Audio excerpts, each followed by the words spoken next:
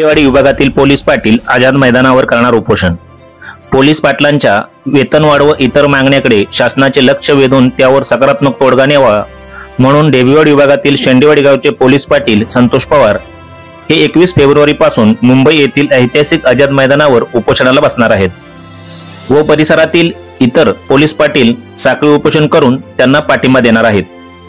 याआधी पाटण येथे प्रांत कार्यालयासमोर रामिष्टेवाडीचे पोलीस पाटील बजरंग रामिष्टे व शेंडेवाडीचे पोलीस पाटील संतोष पवार हे गेल्या वर्षी नोव्हेंबरमध्ये उपोषण केले होते। त्यावेळी गृहमंत्री देवेंद्र फडणवीस यांच्याकडून दिलेल्या आश्वासनानंतर हे उपोषण मागे घेण्यात आले होते।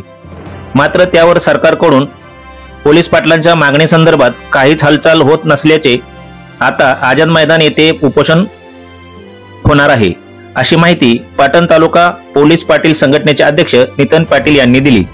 साप्ताहिक कुमजाई पर्व न्यूज संपादक प्रदीप माने तळमावले। पोलीस पाटील एकजुटीचा